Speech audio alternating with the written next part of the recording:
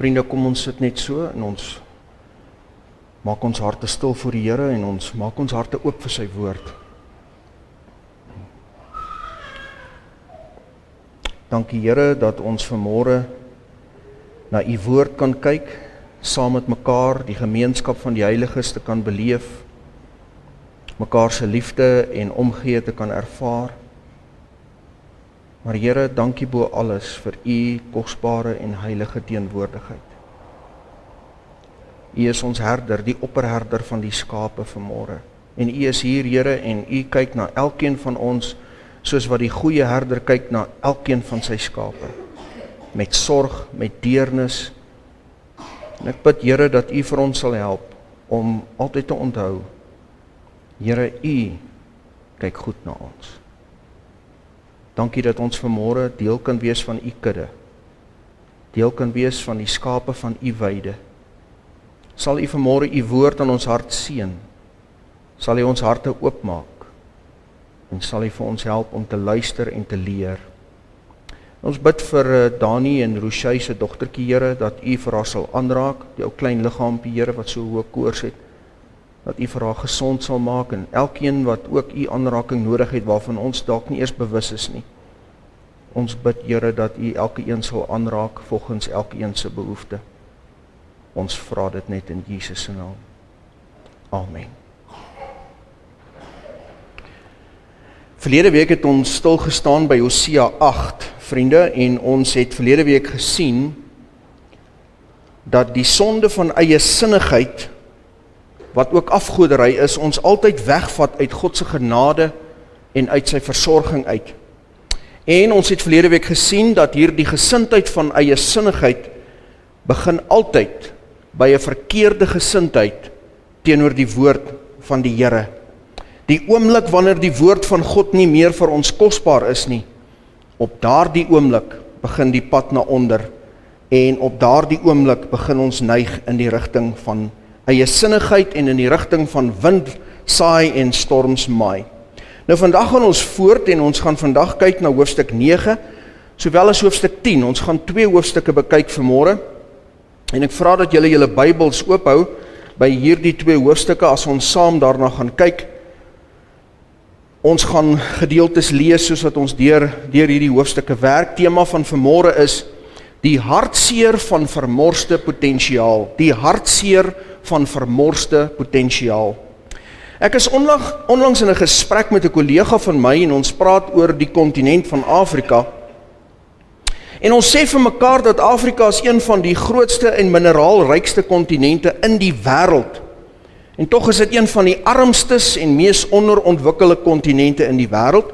En baie mense lê hierdie toestand voor die deur van die kolonialiste.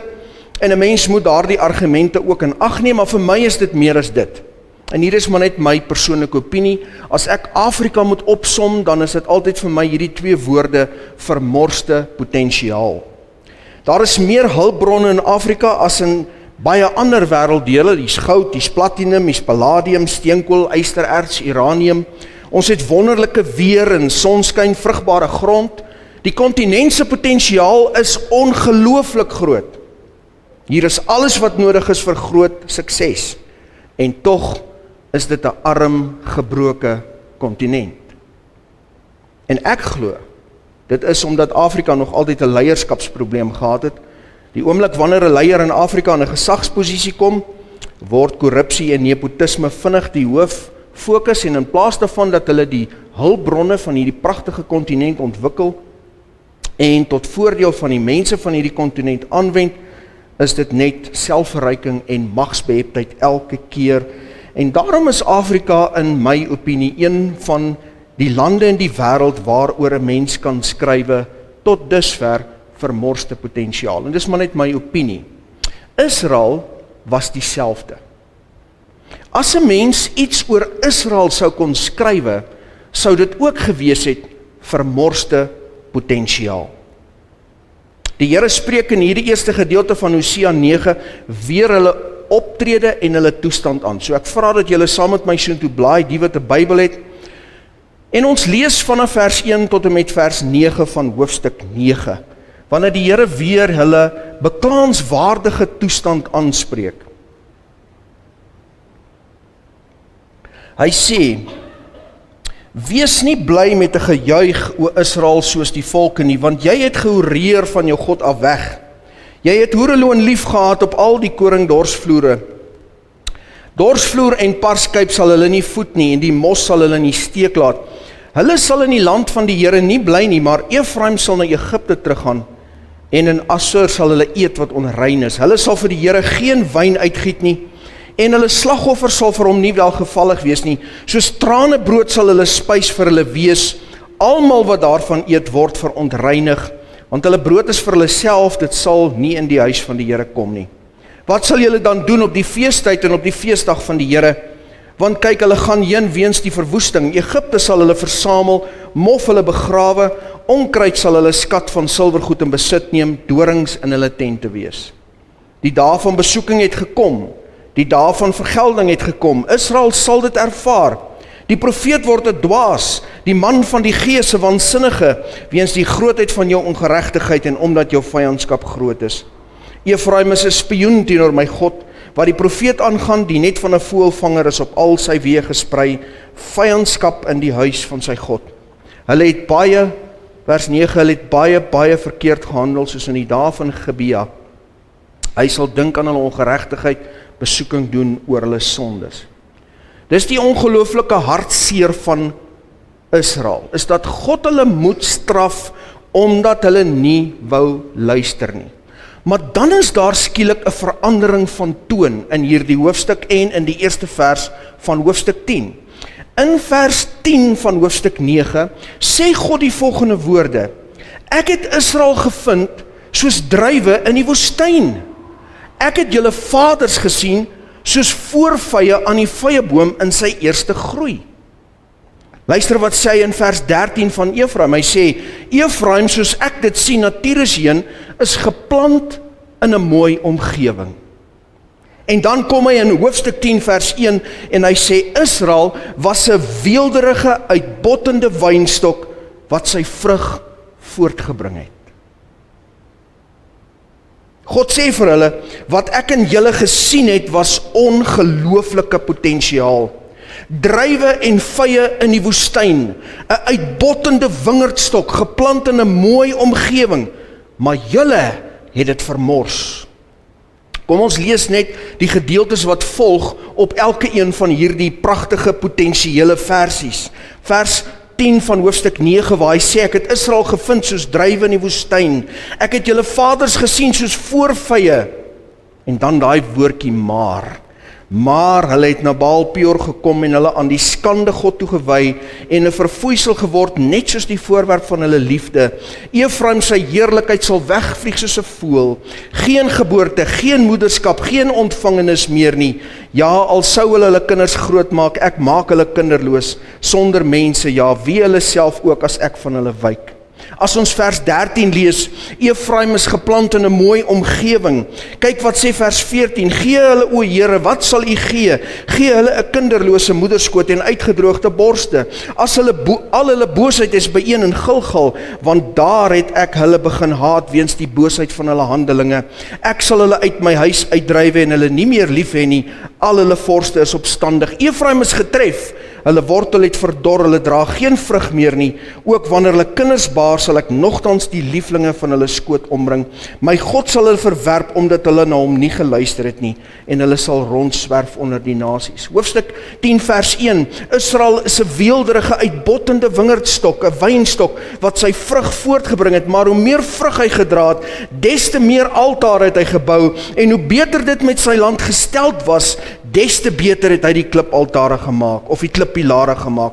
Vals is hulle hart, nou sal hulle daarvoor boet. Hy sal hulle altare stikkend breek en hulle klippilare verwoes. Ja, nou sal hulle sê, ons het geen koning nie, want ons het die Here nie gevrees nie. En die koning, wat sou hy vir ons doen? In die plek van die uitbottende wynstok, in die plek van die jong vyeboom wat sy voorvrugte dra en vir wie vir daardie vyeboom 20, 30, 40 jaar se vrugte voorlê, wat het in daardie plek gekom? Ons lees dit vanaf vers 4 in hoofstuk 10. Hulle het vals woorde gespreek, vals gesweer, hulle het verbonde gesluit En dan sê hy, en soos 'n gifplant sprei die oordeel uit in die fore van die landerye.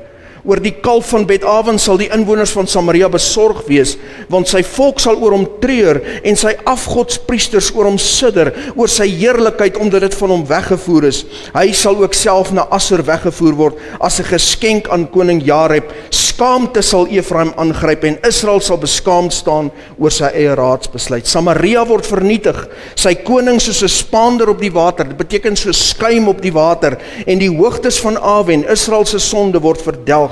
En dan sê hy, dorings en distels sal opskiet op hulle altare, en hulle sal tot die berge sê, bedek ons, en tot die heuwels val op ons.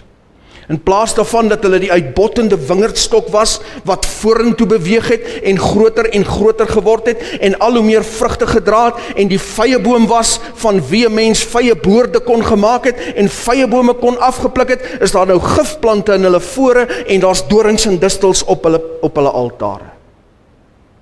Die hartseer van verlore en vermorste potensiaal. Nou, ek wil net dit sê, vriende, daar is 'n verskil tussen blote verlore potensiaal en waar 'n land of 'n volk of 'n persoon nie hulle volle potensiaal ontwikkel nie. Jy weet, iemand is te lui. Mens dink nou aan mense wat 'n dokter kon gewees het, maar hulle is te lui om te leer, en nou is hulle maar sommer net wat ook al, hulle is nou nie hulle het nie daai vlak bereik nie, so die potensiaal is gemors. Of 'n sportman wat 'n Olimpiese kandidaat was, maar nie die dissipline gehad het nie, of 'n kind van die Here wat baie vir die Here kon gedoen het, maar nie die moeite gedoen het nie. Dis blote vermorse potensiaal. Maar dan is daar 'n ander vorm van vermorste potensiaal. En dit is waar die persoon nie net hulle potensiaal vervul nie, maar kwaadaardig skade doen, omdat hulle potensiaal nie vervul nie. En dit was wat Israel gedoen het. Dis nou die man wat die dokter kon geword het, maar nie net het hy nie 'n dokter geword nie, hy het 'n misdadiger geword wat mense doodmaak. Die sportman wat nie net nie presteer nie, maar wat ander jong mense in sy sondige lewenstyl inlei en hulle lewens ook vernietig. Met ander woorde, dis nie net potensiaal wat vermors word nie, dis kwaadaardig. Die potensiaal is vermors, maar daar's skade wat daarmee saamgaan. En dit was die tipe vermorsing waarin Israel hulle self skuldig gemaak het. Nie net ondergepresteer nie, hulle het skade gemaak. Hulle moes die vrugbare wynstok gewees het, hulle moes die vyeboom gewees het, nou het hulle gifplante voortgebring. Gifplante wat almal beskadig en seermaak, dorings en distels wat die altare verwoes. Ek wil die voorbeeld verder verduidelik en ek wil vir jou iets lees en ek gaan dit in Engels lees. Ek lees dit in die boek The New World Order deur Ralph Epperson en hy skryf oor die vader van kommunisme, Karl Marx. Wees geduldig saam met my, ek gaan dit in Engels vir julle lees, so ek gaan my beste probeer, maar luister net na hierdie hartseer verhaal. Luister net na hierdie kwaadaardige vermorsing van potensiaal. Hy skryf, one of these individuals was Karl Marx, the so-called father of communism. Baie min van ons weet dit, maar hy skryf, Mr. Marx had been born into a religious family. His family was Jewish and had converted to Christianity shortly before his birth. Karl was later baptized into the Protestant faith. His first written work was called The Union of the Faithful with Christ. Kan jy dit glo? En hy skryf in hierdie eerste boek van hom, Karl Marx skryf in hierdie eerste boek van my, sê, through love of Christ we turn our hearts at the same time towards our brethren who are inwardly bound to us and whom he gave himself for in sacrifice. Skryf van ons heiland. En dan, but just a short time later, he wrote a poem he entitled The Pale Maiden. En luister wat skryf hy dan. Thus heaven I forfeited, I know it full well. My soul once true to God is chosen for hell. George Young, a friend of Marx during this time, added this comment about Marx's attitude. He said, Marx will surely chase God from his heaven and will even sue him. Marx calls the Christian religion one of the most immoral of all religions. Marx confirmed this position that something has changed his mind about Christianity with these quotations from his writings. I say, the abolition of religion as the illusionary happiness of man is a demand for their real happiness. Met ander woorde, maak alle godsdienst dood. I wish to avenge myself against the one who rules above. Dit het hy ook geskryf. En dan skryf die auteur, something had indeed change Marx's view of Christianity. He continued, we must war against prevailing ideas of religion, of the state, of country, of patriotism. The idea of God is the keynote of a perverted civilization. It must be destroyed. Can be illustrated in his own writings. Something had not only changed his idea on Christianity, but something has changed his ideas on what God had taught man through the Bible. Marx was now being critical of God's instructions about how to worship the Creator, how to create a nation, why establish borders, how to create the conditions under which all could be free to love their Creator. All of these ideas had a biblical foundation. All of these principles were taught in the Bible, and each of these ideas has been tested by a variety of civilizations for many centuries. But as can be seen from his writings, Marx wanted to war against all biblical principles. Something has indeed changed his mind. En dan gaan hy voort, hy sê, in addition, Marx has found another bulwark of God's plan for man to be unsatisfactory. He also discovered he had to war against the family. He wrote in his Communist Manifesto, abolition of the family. His bitterness towards the family unit caused the members of his own family to suffer as well. Luister nou hierna. Arnold Kunzli, in his book Karl Marx, A Psychogram, write about Marx's life, including the suicide of 2 of his daughters and a son-in-law. 3 children died of malnutrition. His daughter Laura, married to the socialist Lafargue, also buried 3 of her children, then she and her husband committed suicide together. Another daughter, Eleanor, decided with her husband to do likewise. She died, he backed out at the last minute. Marx further showed his disdain for the family unit by fathering a child with his own personal maid. She was a gift from his mother-in-law upon the occasion of his wedding. It is possible to understand to a small degree the utter despair that Jenny, his wife, must have felt while being married to the man who allowed such tragedies to occur. Marx was quoted as writing, daily my wife tells me she wishes that she was lying in the grave with the children, and I truly cannot blame her. But the historians who have probed Marx's background have generally failed to uncover the reason that he had become so bitter against Christianity and all of its teachings. I say a few honest historians have uncovered that something has changed Marx's view, and that something was Satan worship. Marx has discovered or had discovered the world of the occult.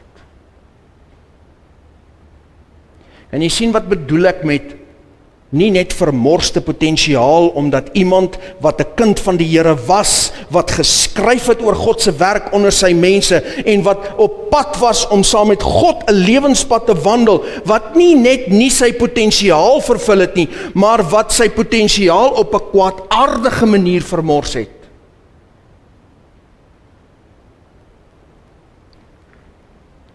Een kwaadaardige vermorsing wat tot die dood van miljoene en miljoene mense sou lei. Een kwaadaardige vermorsing wat nog meer ontelbare miljoene in ellende sou stort in die jare na sy dood, vriende. Ons praat van honderde miljoene mense wat dood is as gevolg van kommunisme. Dis die vrug van sy lewe.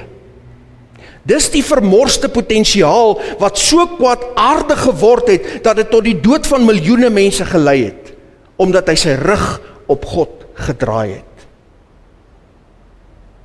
Die skade van kommunisme is onberekenbaar. Die gifplante en dorings en distels van die onnosele leer van kommunisme en sosialisme het ook hier in ons land kom saadskiet en ons voel dit. Ons ervaar dit. Elke keer wanneer ons nie krag het vir 2 of 3 ure nie, ervaar ons die leerstellinge van Karl Marx se kommunisme.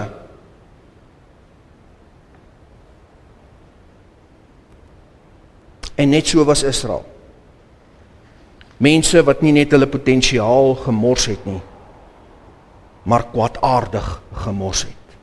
En dit terwyl God soveel potensiaal in hulle gesien het. Hoor die moedeloosheid van God in vers 9 tot 11. Hy sê, van hoofstuk 10, hy sê, sedert die dae van Gebea het jy gesondig, o Israel. Daar staan hulle, moet die stryd teen die kwaaddoeners hulle nie oorval in Gebea nie. Dit is my begeerte om hulle te tugtig, en volke sal teen hulle versamel word, as hulle gebind word aan hulle 2 ongeregtighede. Maar Efraim is 'n geleerde jong koei wat gewillig dors, nogtans sal ek self oor haar mooi nek gaan. Ek sal Efraim laat trek, Juda sal die ploeg trek en Jakob sal die eg sleep. God sê, ek sal julle straf. En hy is so moedeloos met hulle, want die potensiaal was daar. Vanaf vers 13 tot 15 gaan hy voort om sy hartseer oor hulle uit te stort. Hy sê, julle het goddeloosheid ingeploe. Julle het slegtigheid gemaai.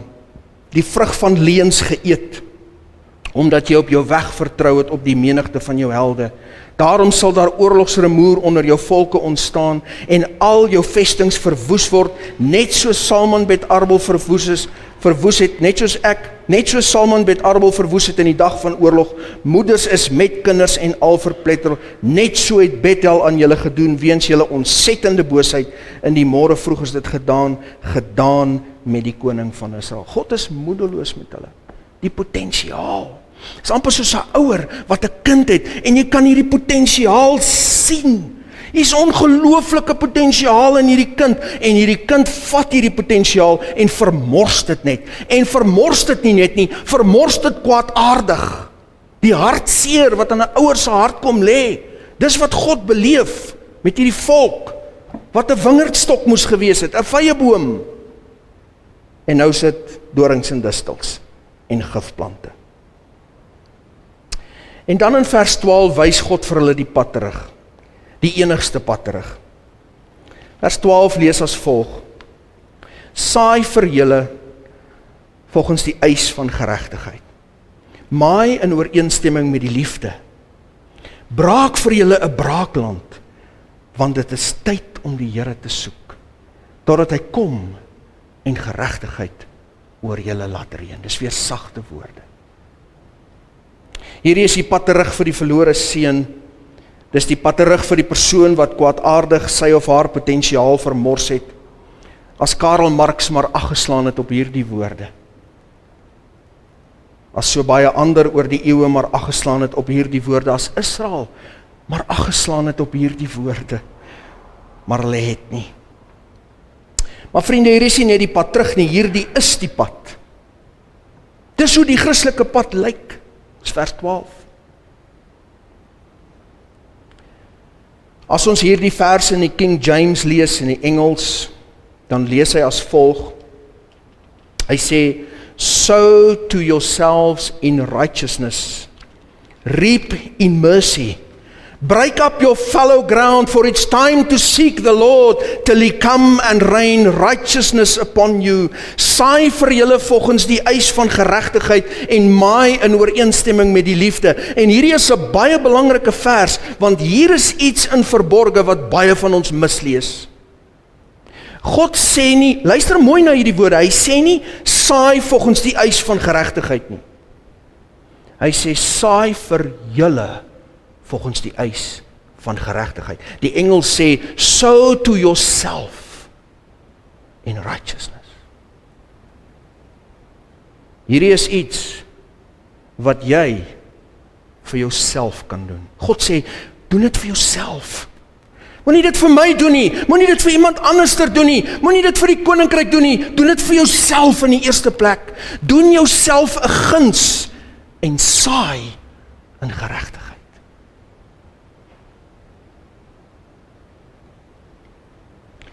Hierdie woord beteken saai in geregtigheid in die Hebreëus. Doen wat reg is. Met hoë morele waardes. Soek geregtigheid. En dan die laaste deel, dit sal voorspoedig wees. Dis wat hierdie woord beteken. Doen wat reg is, met hoë morele standaarde, soek geregtigheid, dit sal voorspoedig wees. En dis wat God sê, luister, hy sê vir die sondaar, hy sê vir die een wat verlore geraak het, hy sê vir die een wat sy potensiaal gemors het, en hy sê vir die jong brose Christen, en hy sê vir die verlore persoon, luister, saai vir jouself 'n lewe van geregtigheid, doen jouself 'n guns en saai geregtigheid, doen wat reg is, met 'n hoë morele standaard, soek geregtigheid, en dit sal voorspoedig wees. Want jy gaan maai in ooreenstemming met die liefde. Wat beteken daai woord? Liefde in Hebreëus. Dit beteken vriendelik, mooi, genadig, liefdevol. Wie wil nie 'n vriendelike, mooi, genadige en liefdevolle lewe maai nie? En hierdie sal iets wees wat jy aan jouself doen. As jy in hierdie geregtigheid saai, dan sal jy 'n mooi lewe maai. Dit beteken nie daar gaan nie teëspoed in jou lewe wees nie, maar die kern, die binnekant sal hou en God sal jou deurdra en op die einde van die dag sal jy terugkyk en sê, dit was goed om die Here te dien.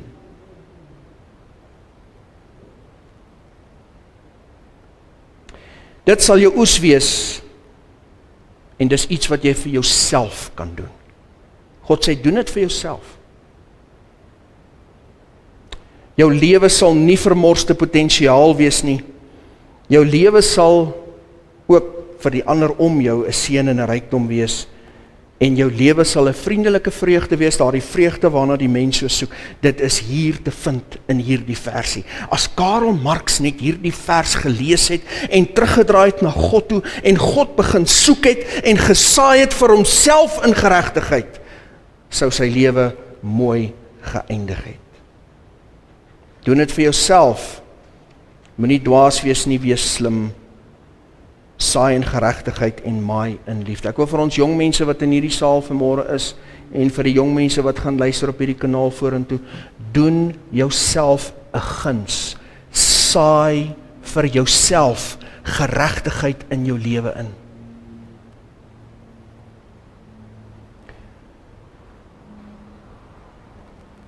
En dan, hoe word dit gedoen? Die tweede gedeelte van vers 12. Braak vir julle 'n braakland, want dit is tyd om die Here te soek, totdat hy kom en geregtigheid oor julle laat reën. Ploeg die aarde van jou hart om en soek die Here. Hoe doen 'n mens dit? Hoe ploeg 'n mens die aarde van jou hart om? Want eintlik moet God dit doen, maar hoe doen ek dit? Wat is my benadering as 'n mens? Hoe kan ek my hart omploeg? Vriende, as 'n mens 'n ploeg insteek agter 'n trekker, dan gaan daai ploeg in die grond in en hy sak in en hy haal die grond van onder af en hy bring dit boontoe en hy gooi dit bo. Hoe sak 'n mens 'n ploeg in? Dis baie eenvoudig, jy sak op jou knieë en jy raak laag en nederig voor God en jy sê vir hom, Here, ek soek U, sal U my asseblief help dat ek geregtigheid in my lewe kan insaai. Here, vat hierdie harde hart van my, ek buig voor U, Here, ek sak soos die ploeg in die grond in. Asseblief, Here, maak my sagte hart oop, bring daai grond van onder af boontoe en help my dat ek in my lewe geregtigheid sal saai. Dis so 'n mens dit doen. Jy doen dit nie deur 'n pamfletjie te lees nie. Jy doen dit op jou knieë, terwyl jy jouself verneder voor die Here en daai ploeg toelaat om in die grond in te steek, sodat God jou hart kan omkeer en hy deur sy gees sy geregtigheid in jou hart kan begin saai. Doen dit vir jouself.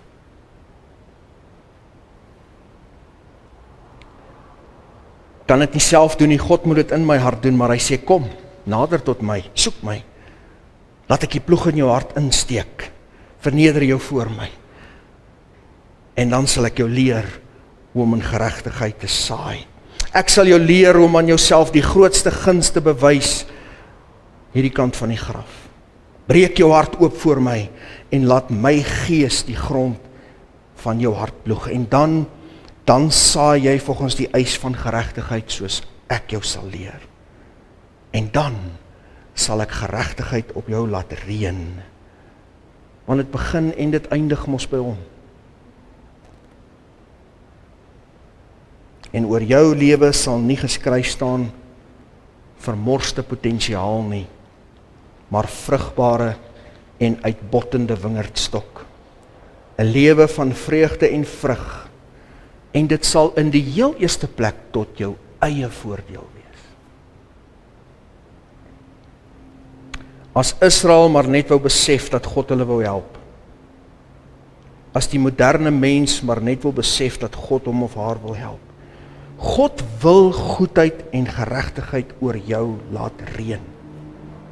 Doen dit vir jouself. Jy sal nooit ooit spyt wees nie. Ek sluit af met Galasiërs 6 vers 7 tot 8. Kyk wat sê Paulus in die Nuwe Testament. Dit is amper dieselfde beginsel. Moenie dwaal nie. God laat hom nie bespot nie. Net wat die mens saai, dit sal hy ook maai. Dis mos 'n beginsel. Wat sit jy in, is wat jy uitkry. Hy wat in sy vlees saai, dis wat Karl Marx gedoen het. Maar hy wat in die gees saai, sal uit die gees die ewige lewe maai. Doen dit vir jouself. God sê, saai vir julleself na die eis van geregtigheid. Daar's iets wat ek en jy vir onsself kan doen. Tot ons voordeel. Mag die Here ons help. En veral ons jong mense wie se lewens voor hulle lê. Ek wil jou vanmôre uitnooi. Saai, jong mens, saai vir jou volgens die eis van geregtigheid. Laat God jou hart ploeg terwyl jy jonk is. En saai vir jou volgens die eis van geregtigheid. En God sal sy geregtigheid oor jou laat reën. En daai geregtigheid beteken, God sê, ek sal reg aan jou laat geskied. Ek sal billik met jou wees. En ek sal jou suksesvol maak in hierdie pad. Kom ons bid saam. Here, ons is so afhanklik van U. En ons bid dat U ons harte sal open vanmôre, dat ons U woord sal diep laat plant. Here, help ons om ons knieë voor U te buig, onsself te verneder voor U en te sê, Here, hier is ek. Steek die ploeg in my harde hart in. Ploeg hierdie grond om en Here, dan wys U vir my, hoe kan ek saai in geregtigheid, sodat ek kan maai in liefde, 'n lewe wat nie vermorste potensiaal is nie. U het hierdie verhale van Israel opgeskrywe vir ons, sodat ons kan sien wat gebeur, wanneer ons hart verhard teenoor U. Sal U ons help, en veral ons jong mense. Ons vra dit in Jesus se naam. Amen.